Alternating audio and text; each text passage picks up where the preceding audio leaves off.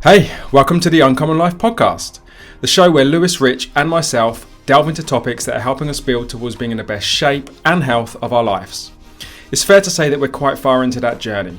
That said, we're changing our minds on various topics as we learn more about ourselves, and there's also some things that we each find uniquely challenging. Our hope is that you can relate to some of our journeys and challenges, and that you find it inspiring and useful as you build towards being in the best shape and health of your life. Okay, in today's episode, we discuss how we deal with comparing ourselves to others. We've all done it. 1 minute you can feel absolutely amazing at where you're at with your health and fitness journey. And then Instagram serves you up a post by someone you don't even know and it all comes crashing down. You suddenly feel terrible about yourself.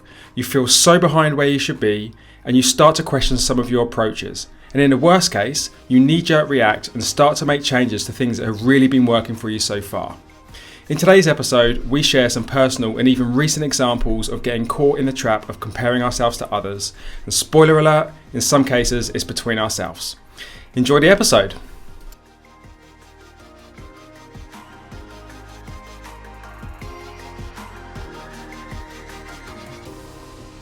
One before we actually kick into it, Amelia gave us some really nice feedback. She wanted to actually give you guys a voice drop. So can I give the guys a voice drop on like your group? Just because she listens to all the podcasts. And she said the last one she quite enjoyed. Yeah. She said there seems to be a really good like bit of banter between us now. And she said what's really good about it is you're all into your health and fitness, but you all come at it from a really different lens. And she was like, Rich is your whole food guy. He's like, no matter what, nutrition is like number one. I'm going to eat super clean. I'm going to be super healthy. Like nutrition, you cannot like deviate from it. Like that's your kind of like go-to. It's like, I'm just the training guy. No matter what, I'm going to train. Like, I'm just going to train. I'm like, rain, wind, or shine, I'll be train training. through it. I'm just going to train. Train through it. And he's like, and Daniel's Daniel's the tracking analytical guy. He'll track everything. He like tracks things and he looks into it and he researches it and he's analytical and he was like got all his trackers and his habits and routine. And it's like, it's just kind of like the way the three of you kind of go about it. It's quite interesting to listen to. I was like, oh, okay, that's a good way of putting it. Yeah, we all are quite different, actually. Yeah. Yeah. I mean, Although maybe we're all don't tell the same thing. Yeah. Maybe don't share that I smashed an entire pack of Oreo cookies last week because that isn't on the whole food diet. It was a one-off though, right? It was a one-off. Doesn't happen all the time. You did 80-20 true, last week, Rich. You just did it the other way around. Last week. You just got it wrong. I definitely had a moment of weakness. Although I'm back on it this week. Back on it. Okay. Actually, to be fair, it's funny because I don't know you guys, and maybe this is a comparison thing. I was beating myself up last week for my poor diet. And then when I sat at the end of the week and actually analysed it and realised it really wasn't bad at all.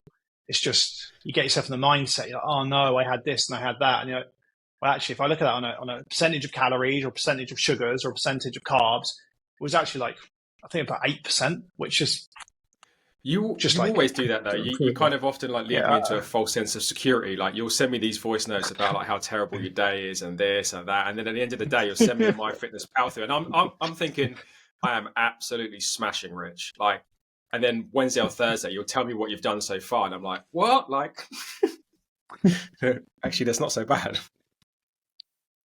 It's like I love that. So he's kind of like telling you that he's cheating to kind of bring you in a bit. He does it on purpose. It's like the people at school. To take it easy. The guys at school that tell you they never revise. I don't do any revision, and then they smash their grades. It's like you've been revising. It's reverse accountability. Reverse accountability. It's that whole. And then my brother, he tells people he never goes to the gym. And it's like, you've been to the gym 5 times this week, you clown. What are you talking about? Oh no, I don't really train very often, man. I don't go that often. He always plays it down. It's like, you train as often as I do, you clown. So it's like pulling someone else back in that race, right? I'm in the race. I'm just pulling you back a little bit. That's handicap. Yeah, and you surprise him at the end. It's clever. It was like that Joe Rogan. You know, Joe Rogan and his friends used to do that October challenge. And what they did once is they all got like the polar straps, and they basically, I think they had to hit like a certain amount of kind of like calories per day or something like that. It was a certain amount of activity, and and a bunch of them would like not like upload it on purpose over like 2 or 3 days and kind of talk shit like, I haven't done anything, and then like surprise people like towards the end with like a whole load of activity. You had Joe Rogan, who was just like, you can't catch that guy because he's just so far out. But the others were like doing bits of hiding their activity and then surprising people by doing like a kind of sneaky multi-day upload at the end. We need to do that. One of them just gave we need to challenge. We don't need to do that. And actually, awesome segue. Awesome segue into like comparing ourselves. We don't need to do that, Lewis, because you would win. So we're not going to do that. I don't know if I would. I don't know.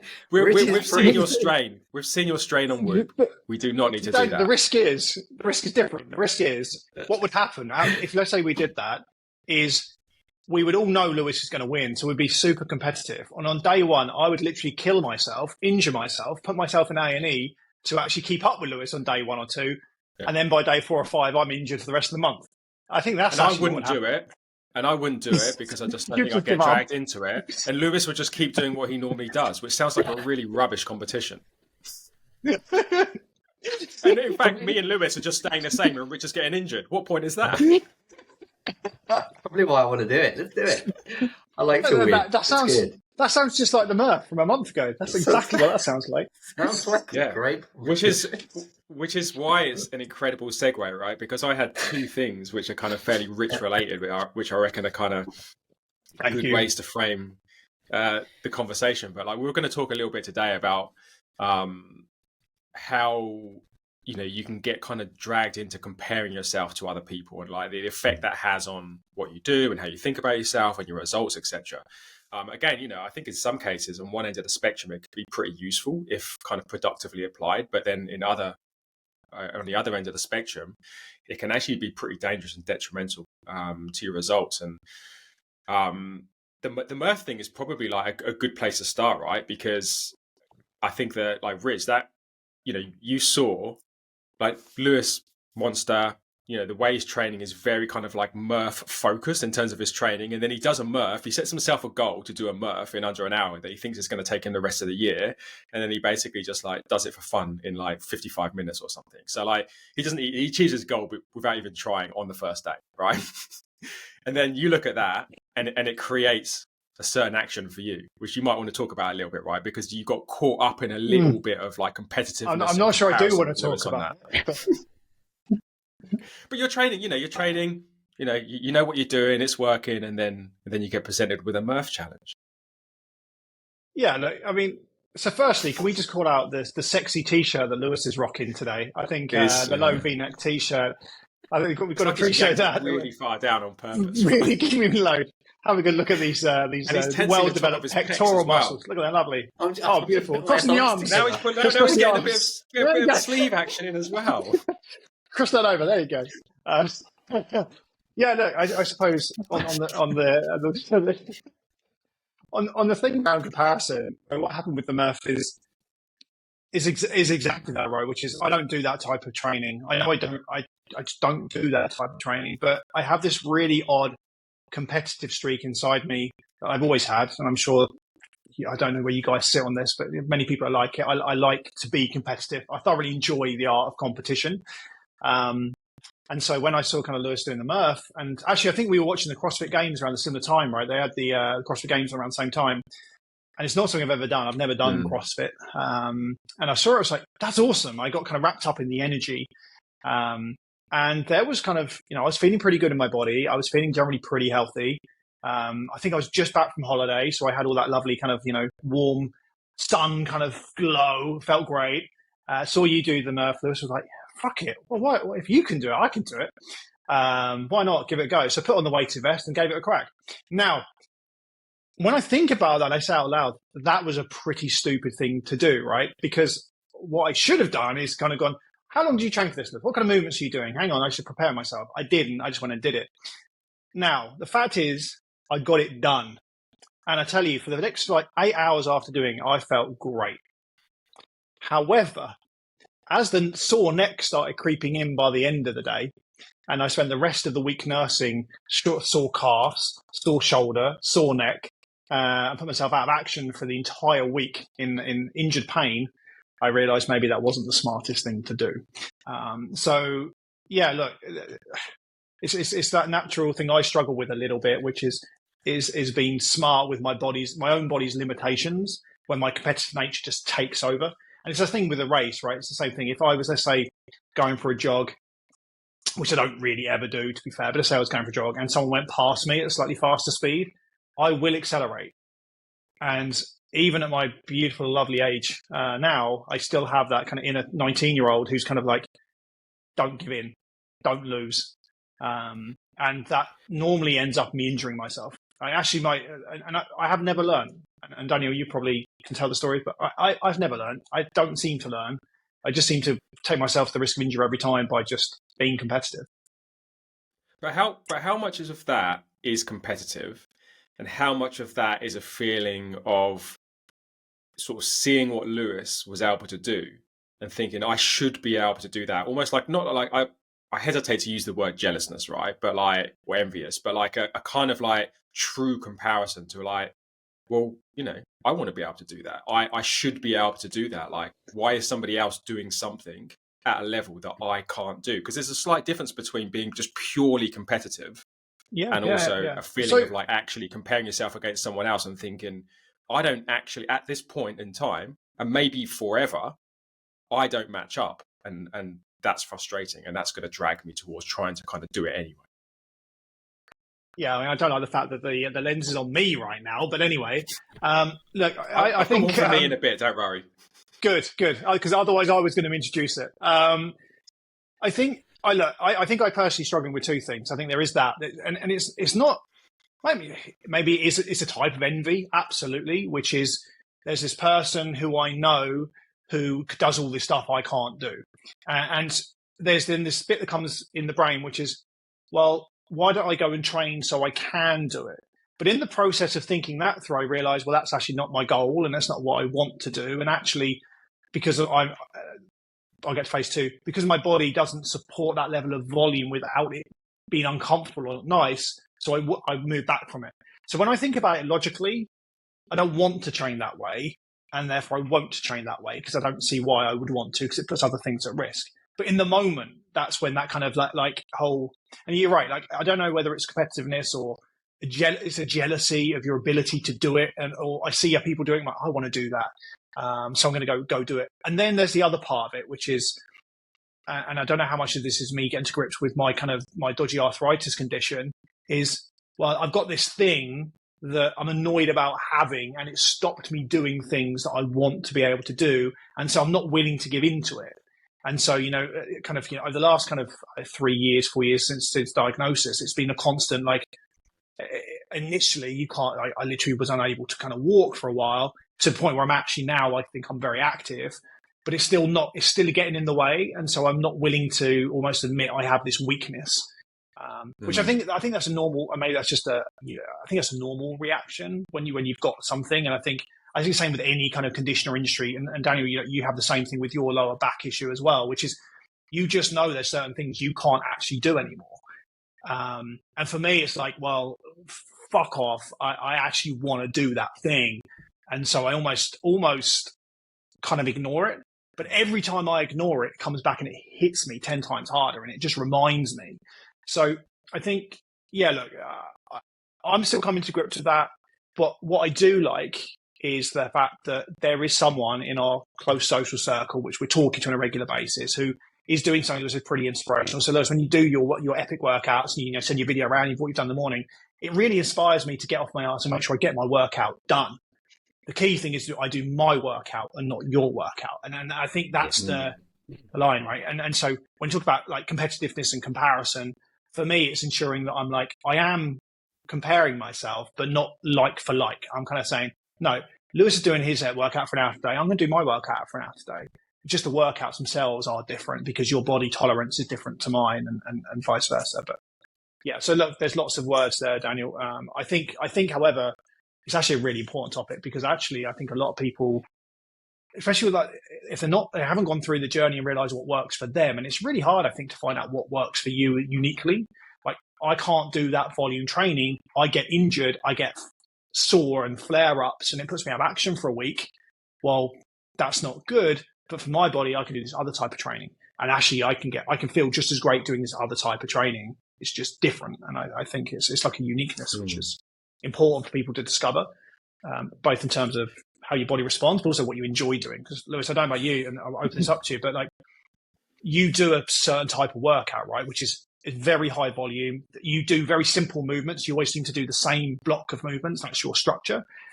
I'm assuming that's because that's what you enjoy doing. That's what you love doing. Yeah. Otherwise, you change it. I really just like simple programs, simple things that I can just do again and again and again. It's the less things I need to think about, the better for me. And I also like to track things. So the less exercises I'm doing, the less things I need to track, which is where before I was doing all my push-ups, pull-ups and squats. And I've actually changed it recently, like the last, probably about 3 weeks now, because I was doing so many weighted vest pull-ups that my shoulder was starting to niggle a bit.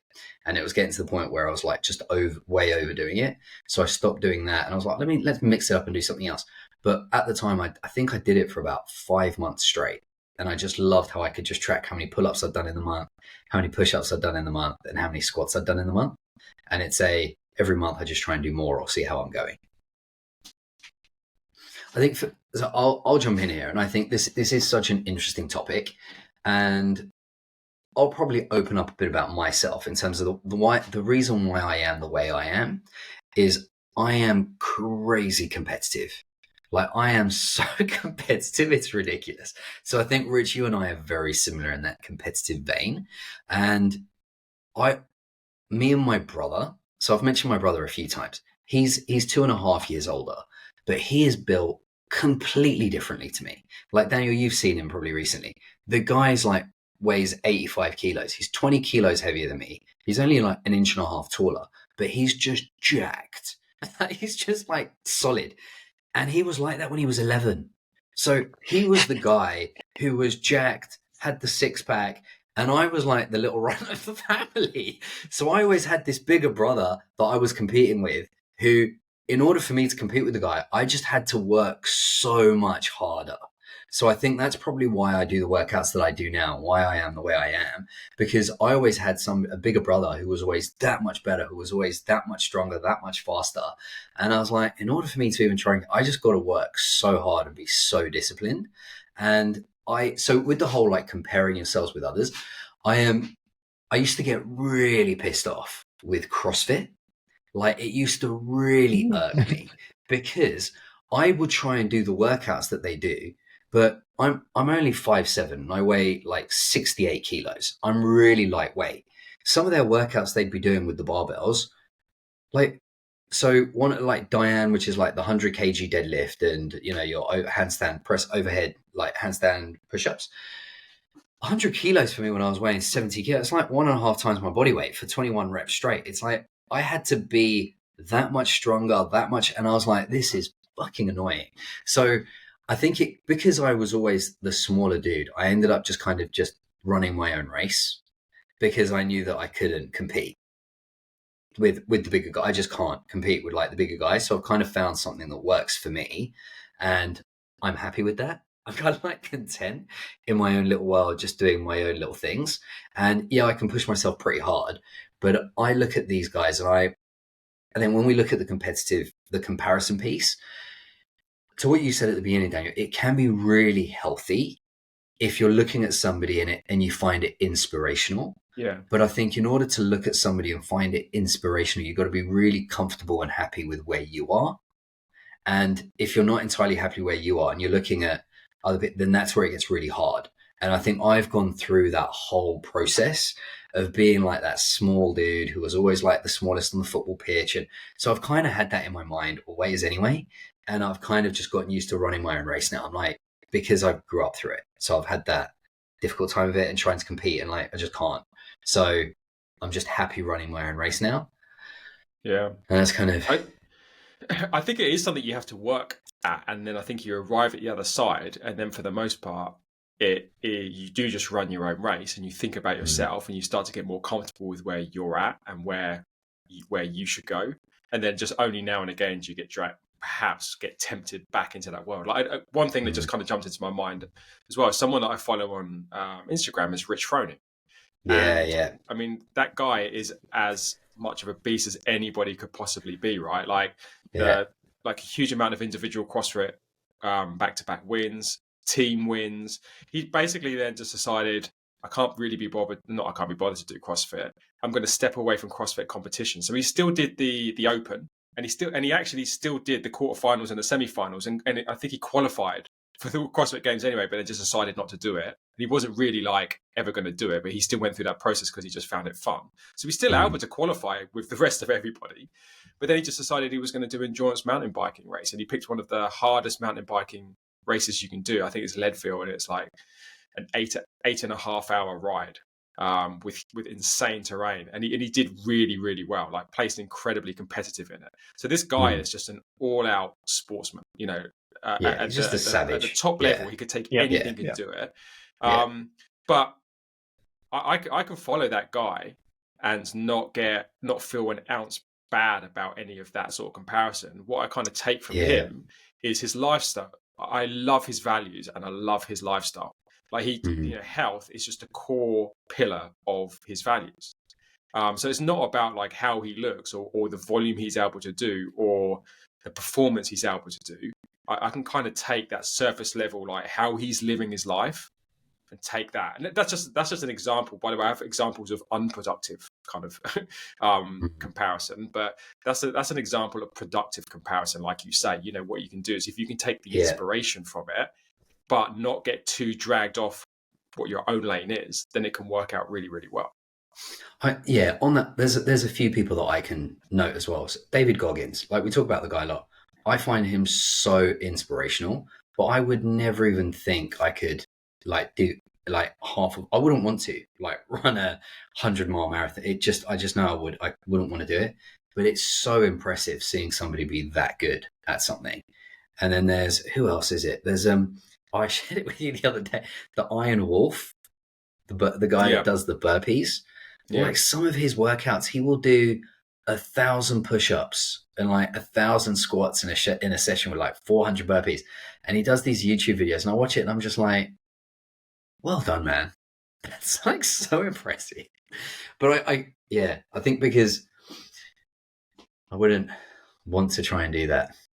But that's why Rich's point was quite interesting. Sorry to take it back to Rich again, but like, you know, he said he kind of quite nicely said, like, from what we see you do, one, it's really inspiring, right? But actually, Rich took part of that and decided to do something that was actually in contrast to his training goals. And he did something which was actually probably obviously risky for him. But obviously in the moment, he got kind of caught up in the like, man, like I should be able to do that, or like look at somebody else doing that. And so he like those things. Like I did do it. Just want to be clear, I did do it. You did do it. You did for 8 hours you were on a high, and it was like, well, why not? I felt great on that Sunday. I felt great. Yeah, Sunday evening. But, you know.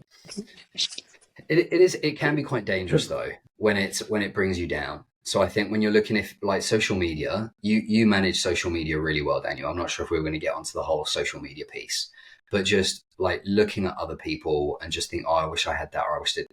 It's really quite dangerous because you don't know the journey that people have been on. You don't know how content they are, what everything that's happening. And if people are starting off, I don't know what the right way to approach it is to kind of talk, but it's just knowing where you are and that people have had to start somewhere and they've had to go on that journey, and trying to be where they are there is not healthy. When you look at the Instagram feed, you don't just get a load of people 20% along their journey. I mean, I don't, so maybe my feed is different, right? But all I'm getting is jacked people all over the show, doing all sorts of things that are deeply impressive.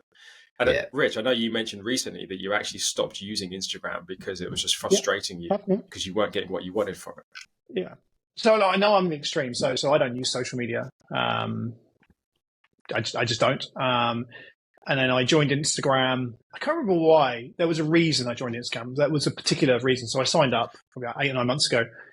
and the speed that algorithm starts feeding you up content that it knows you're going to be interested in, it's incredible. Like the logic's amazing, but you end up with a situation where I was like, hang on, I went and I'm a massive car nut. So that's why. So I'm a massive car nut going for cars. I think I saw a couple of fitness things, and suddenly every day I'm being exposed to a bunch of incredible individuals, either elite athlete level or, frankly, they're 21, 22, taking shitloads of crap and look amazing aesthetically.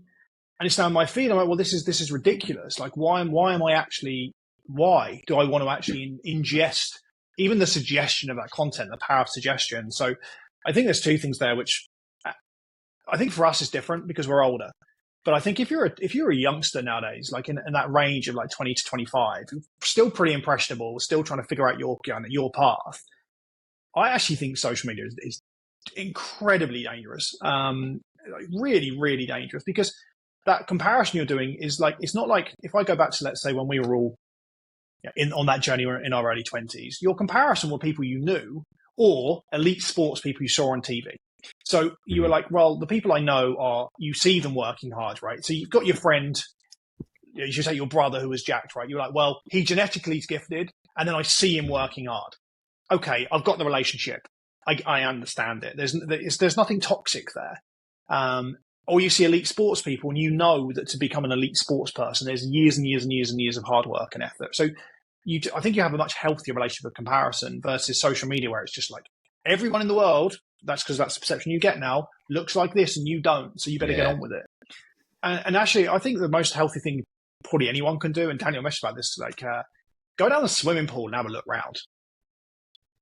Because I can tell you right now, if that is like what you see on Instagram is not what 99% of the population it's not representative at all of the population, is it? Not in the slightest. No. Yeah, so I think comparison is good and bad, right? Because actually sometimes the comparison to the swimming pool is actually really motivational, because you can look around and go, well, look, I'm massively bothered by the aesthetic side of health, but I think it's, it helps. You go to swimming pool and you look around and you go, well, sod it. Why the hell am I worrying about my calories being off for a few days? Why the hell am I worrying about my diet being a bit off for a few days? Because I can tell you right now, the 100 people I'm looking around at, there's like 3 who are actually the healthy ones, who are actually doing active stuff on a regular basis. 50% are heading towards diabetes, already have diabetes. So I'm being a bit extreme there, but you can kind of see my point around social media is that it creates a very unhealthy distortion of reality. And if you are not self-assured and comfortable in your own skin, I think it really does warp your perceptions of what you should either A, look like, B, be able to do, or what everyone else is kind of thinking. And I wouldn't be at all surprised if that is causing a rise in the consumption of kind of performance-enhanced drugs, the consumption of kind of just bad behaviors. Anyway, I'm going to get off that topic, a high horse topic, but it's so true. On the so point of true. comparison, Yeah. I find the way that I use it, like, I won't go into too much detail because I've written about it before and you guys know, but I think the way that I use social media does help me kind of sidestep that a little bit, because I very carefully curate who I follow. And I'm only using it once a week. So, but there has been a time when I used it every day. And by every day, using the feed, you get dragged into it. And it's almost like you can get to the point where, like, over 10 times a day, you're getting just, these little bits of people, like you say, Rich, that look amazing, that can do certain things. And it's like just exposing yourself to that on a 8, 9, 10, for some people, quite realistically, 50 times a day. It's really, really hard not to kind of like do something that sort of tries to measure you up against them.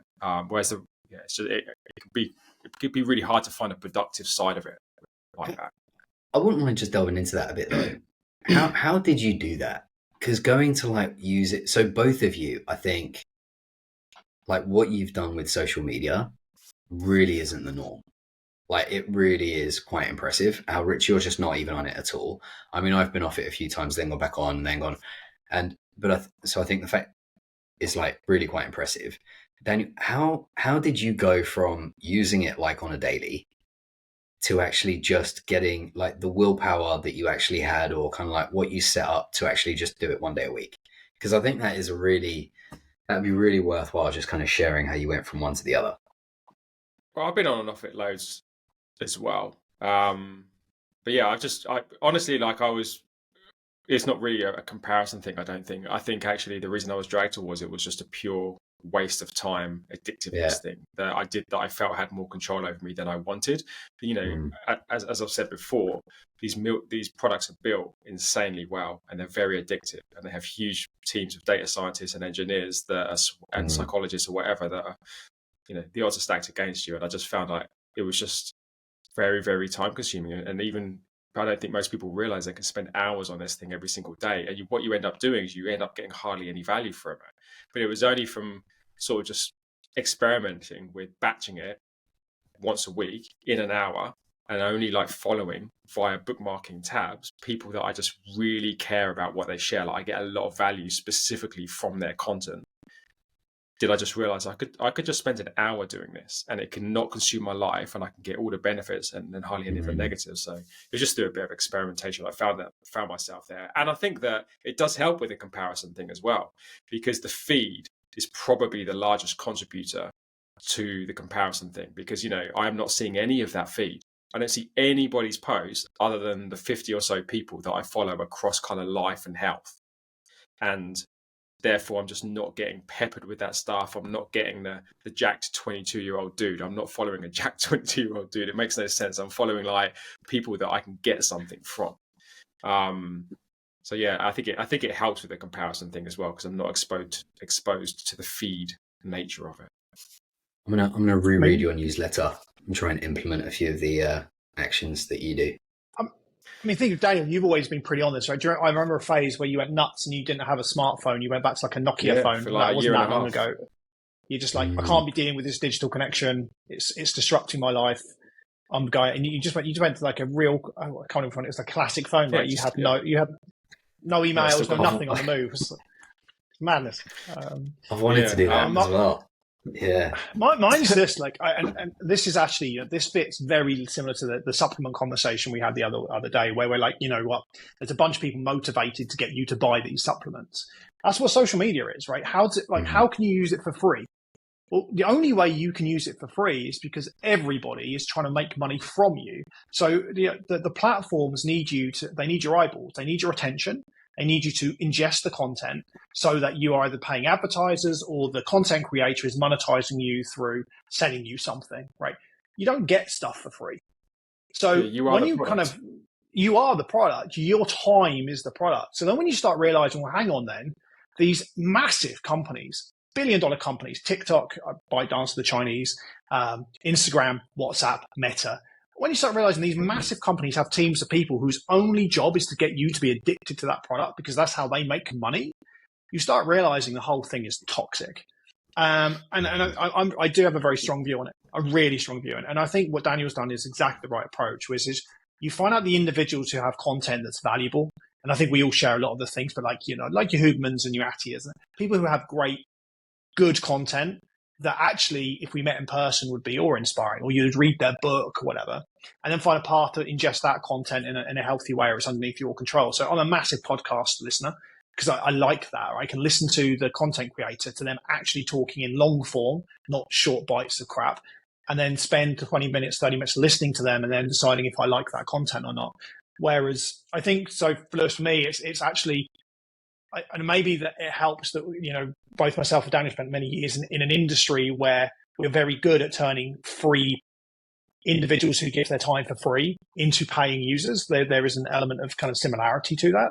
But when I look at those platforms, without fail, I just see them as toxic. And so then when I turn it in the same way I look at, let's say, processed foods, I go, well, that is a toxic thing. That time I'm spending there is toxic. It's bad for me. Turn it off.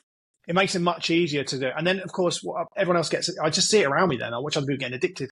I'm at like a cafe and people are scrolling through their thing. And I'm like, what the hell are you doing with your life? Like, get a grip. Now, you can only do that when you get to a certain place. And that's quite a strong opinion. And lots of people, and by the way, like, you know, the majority of people, they do have Instagram accounts. They go through things. But the question I would ask them would be, right, and remember, the goal of that company is to get you to spend as long as possible on that app.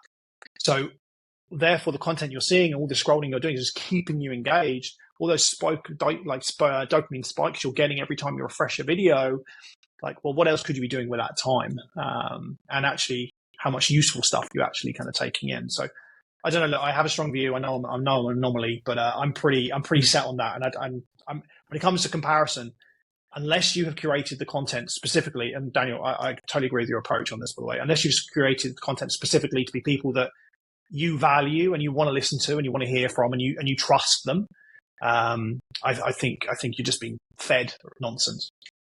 Well, on the comparison point as well, the curation bit is really important, because if you look at the people that I choose to follow, I'm much less likely to be triggered by some sort of comparison. Like, let's take a really good example, Max Lugavere. He's like, I love listening to him, but again, he's very relatable. You're not going to get content from him that's going to make you feel bad about yourself or get into comparison. Like, same goes for the Huberman, same goes for the Attia. Like, I think these are people that are able to produce fairly balanced content. And if anything, they're likely to do an episode around positives and how to think about that, rather than, again, it's really the feed and the content that they suggest to you that you never knew these people existed beforehand, that's going to probably drag you down dark alleys.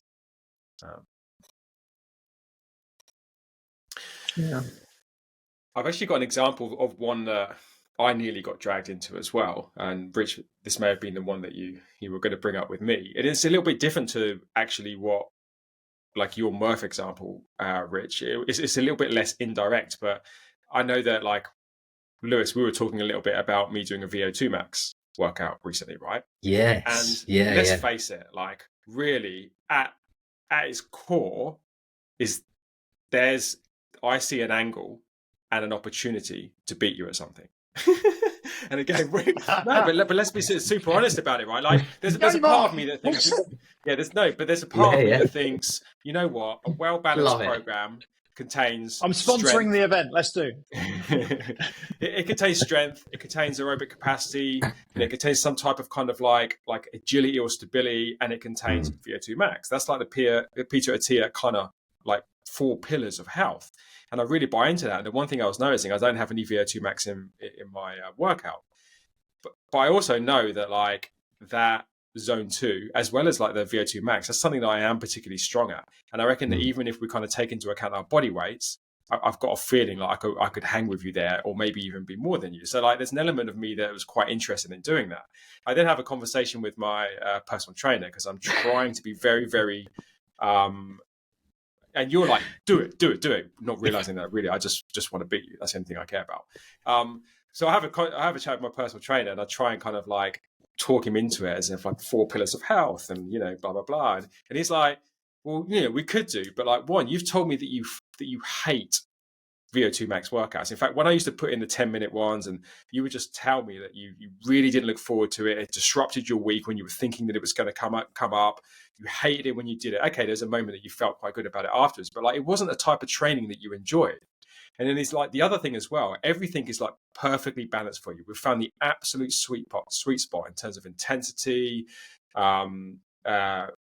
just like volume, like everything is like, if we're going to put you and do some VO2 max stuff, it's going to be on a bike. And we're already at the edge of the bike, giving you creaky knees. And we know that sometimes your back can get kind of like a little twinge from a bike. And he's like, also, we're going to put you on the bike and ask you to go full out for 10 minutes, which has an extra risk of injury. So he's like, and also, is your goal VO2 max? What's your goal right now? I was like, well, my goal is just to put on lean muscle. So he's like, VO2 max is not going to be supportive for your goals. It's going to increase your risk of injury, and you're not going to enjoy it. So like, why do you want to do it? I'm like, yeah, you're right. I want to do it because I think I can beat Lewis. So some of that was competitive, but let's face it, I'm looking at someone like you, Lewis, that was able to do a large amount of stuff that I can't do, and you're very good at it. And for the most part, I try and take inspiration from that and put it to one side. But I think there is an indirect part of me that at my core says, this is something I can take Lewis on at. And there's a comparison. So I thought that was interesting, and I'm not going to do it. Like, I'm not going to never do a VO2 max workout ever again in my life, but I'm like, it doesn't serve me to do it. And that's also a nice way of me saying I'm smarter than Rich. I'm sorry to say, I love that. By the way. I sidestepped. That is brilliant. Oh, So here's a couple of things from me though. it doesn't have to be the 10-minute all out. It can be 4 by 4 minutes. So it won't be as bad on your knees and back. Oh, he's egging you on, Daniel. Come on, bring it on. Bring it on. That's still 12 minutes of 16. high intensity bike action. It'll be 16 on minutes. Top of what I'm doing at the moment with all my zone. I mean, I could switch it out for some of the zone 2, but it's still. So here's where I sit with that, though. So here's where I sit with that. I would really like you to do it, because part of me would like you to do it and beat me so that I then have something to chase. But I'm not going to hurt myself doing it, because I'll just keep it as part of my plan.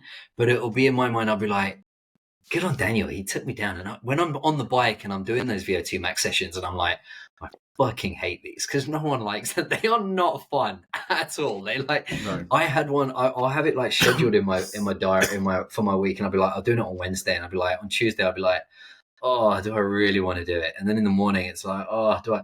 But then after you've done it, you feel great. So part of me, I hear everything you're saying, and it's the sensible option. Although part of me would love for you to do it, because then I might be able to gain some inspiration from you doing it and beating me and being like, okay, let's see how far I can take this. I mean, am I egging him on, Rich? Am I egging him on? Keep going. I love this. Am I getting I'm probably too The funny thing is, Daniel can never actually ever now go on the bike. Now he's put a big claim out there, right? He's going to beat you on the bike. You can never use your bike again, because we need to see video evidence of you beating Lewis. That's right. That's all I've heard. The 20-minute stats was pretty decent. It's a very good way. I do think the comparison piece, though, if it's used for motivation and inspiration, it can be really, really healthy. But you do need to be pretty. But you can see with me though, like, again, look, I could probably switch out some zone 2 next week. I could build in the VO2 max. Like, in the grand scheme of things, I could probably get it done. But Jamie is also totally right. Is that, like, again, I am different to you. Like, I think with Lewis, we could throw you all sorts of stuff. Like, and I think I think that, like, the way that you're built. And this could be like the way that you've approached the last 20 years. It could be like your unique genetics. It could be my unique limitations. But, like, you're a pretty robust kind of individual from a training perspective. You can deal with high load, high volume, like high intensity, week in, week out. Your strain is insane on Whoop, right? So like, whereas I can't. Like, I'm much more fragile, and I have huge amounts of data points and lots of time off being injured to prove that. So again, I could build that VO2 max in, but I'd have to be probably very, very careful about how I bring it in. But again, Jamie is right. It's like, I what's the point in even risking 1%? Yeah. At the moment, what I'm doing is absolutely working. Week in, week out, it's working. So why would I bring something in that's likely to disrupt that? Now, of course, if there was like a higher level goal of mine that matches that, or so if there was a strong reason, even like the 4-pillar thing.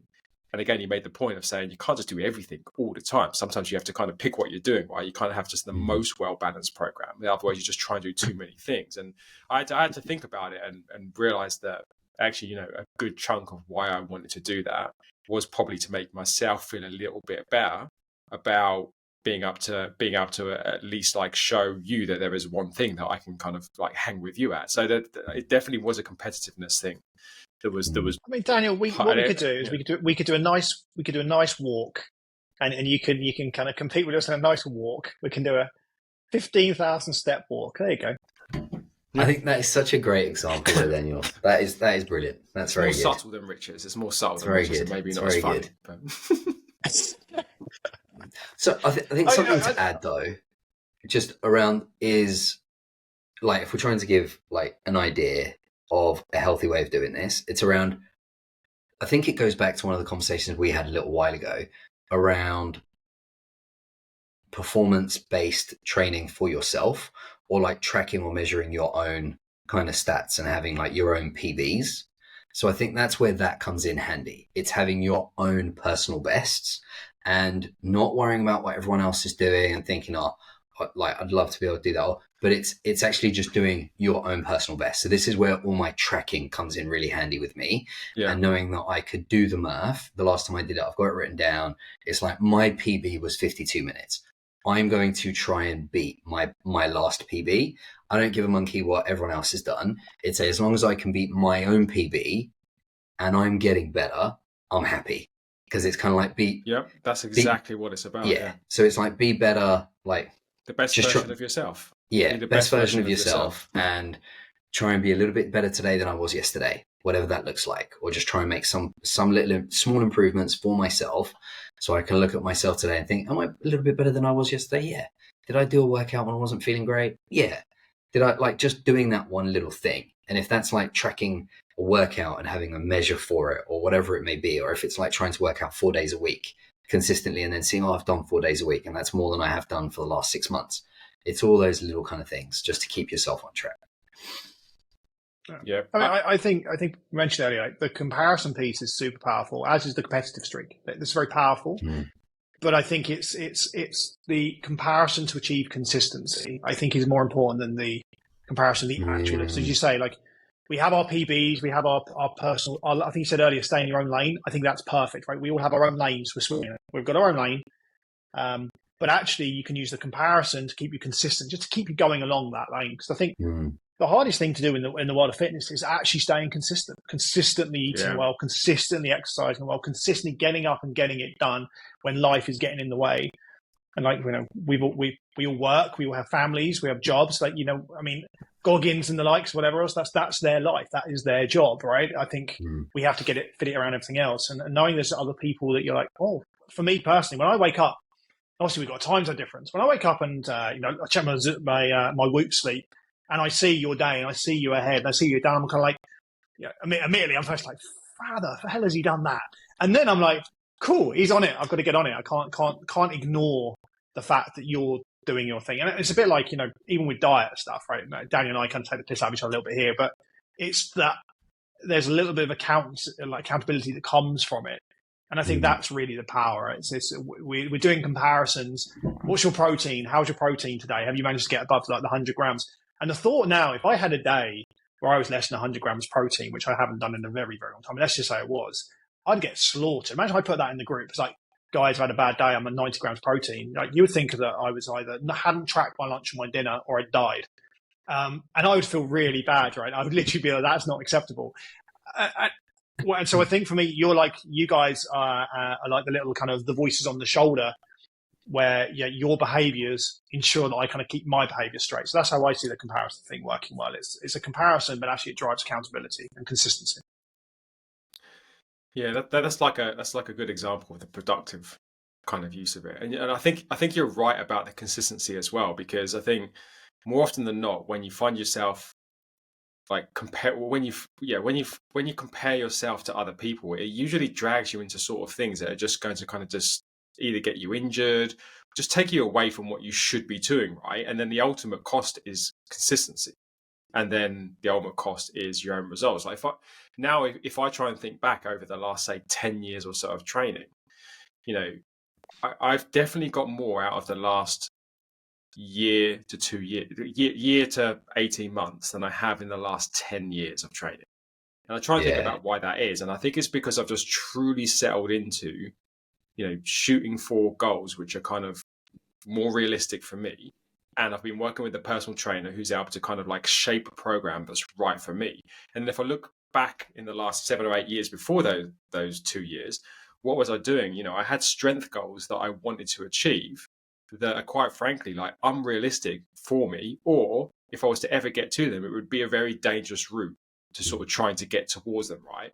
And why do I have those high strength goals? Just because I see other people doing them, and I'm just like, it annoys me when some of my friends who don't really train go, I'm going to get back to training now, and I've benched 100k for 6. I'm like, for fuck's sake, like that's out of my ever goal. Like, I'm never going to be able to get to that. So it's kind of frustrating. And the same goes for CrossFit. When I was at CrossFit, you know, I would scale an awful lot, but, you know, I had all of these sorts of goals about being able to do X amounts of, you know, handstand press ups, and one day being able to do like a muscle up and all of these things. And even hearing you, Lewis, that, you know, doing muscle ups the other day, I know that I probably may never do a muscle up, and maybe I will one day, like, because I'm sure that it's like not that crazy for me to do a muscle up, because a lot of it is technique based, but it's not really worth me going down that rabbit hole. And actually I found it very, very hard to be a consistent person because I was always trying to kind of clutch at all of these different, more exciting things that I saw other people doing, either in a CrossFit gym or my friends doing, etc.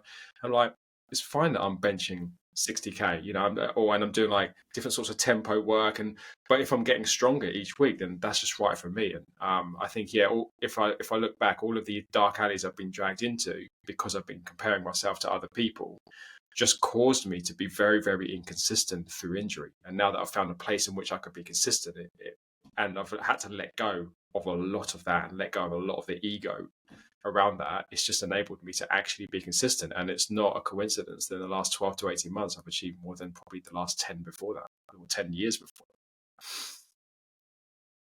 It's super powerful. Well said. Yeah, well said. That consistency piece. Yeah. And running your own race. Yeah. Really good. Anything else on comparison? Rich, any other sort of secret challenges you've been doing that you haven't been telling us about? You paint a picture of me here, Daniel, that I don't think is fairly reflexive. Of course. No, I think you summarised that great just then. I mean, like if someone's listening and they're kind of thinking, well, actually, I think the thing to really, I think it's kind of natural to compare yourself. Like there is something as well, like it's just human nature just to compare yourself on everything, right? And there's more quotes I can name about the importance of not comparing yourself to other people, but I think you can say that to everyone. Oh, don't compare yourself. Don't do this. Don't. I think it's completely natural, and I think most people would do it. I think even people listening to this right now, if they're honest, are probably thinking they're probably comparing their own lifestyle to our lifestyles with regards to eating and health and fitness, and then deciding where do I fit with that, right? So I think it's completely natural for people, and I think that the challenge is balancing or making it a healthy comparison.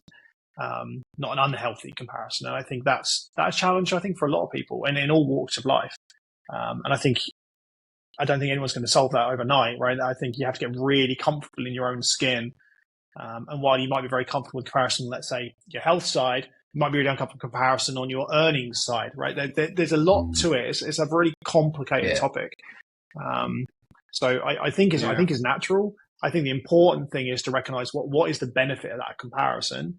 And then when you go too far, like as we was now highlighted to the whole wide world, yes, I went too far in my comparison and pushed myself to injury. But I've always done that. And I know, and it's like it's in there. It just sits there. It's that annoyance, and that's sort of my weakness there. It's like I'm aware of it. I can't stop it, and it rears its head every now and again. And not just in health and fitness, right? It rears itself elsewhere as well. And it's just that kind of you've been aware of your own demons a little bit around it and managing accordingly. But I think double-edged sword, ridiculously powerful to motivate you to get stuff done, but you've got to balance it because it can lead you to a place which is not a great result. Yeah, and I think it's actually, I find it hard to give kind of advice that's like practical for people around this, because like you said, Rich, it's quite a complicated and personal thing. And actually, there is some stuff we've talked about in terms of the way that we use social media and how to kind of channel it for productive use rather than kind of unproductive use, etc. And, be in your own lane and get a little bit better every single day. Like, I think that is all quite useful. But I actually think probably just like the one thing that, if I could just give one piece of advice, is to think about being at least self-aware of what's happening in your head. Because for me, where I make the mistakes is only in hindsight. I'm like, well, that was absolutely daft, But I'd like let's face it, even with the VO2 max thing, I didn't really have the self-awareness until I talked with Jamie, my personal trainer, about it. And did I sort of realize, no, you're kind of right. It doesn't serve me. And then it clicked why some of my motivation for wanting to do that was there. So I think just the more you can be self-aware of the topic, the more you can kind of like catch yourself and think about it and work through it. Yeah, go on. Can I admit to a guilty secret? I mean, you told me this, and in the back of my head, I thought, you shouldn't do that, and yet I egged you on. I'm glad you did, Rich. I'm glad you did. It's good. Anyway. I think that was good. All right, cool. Wrap up. Yeah.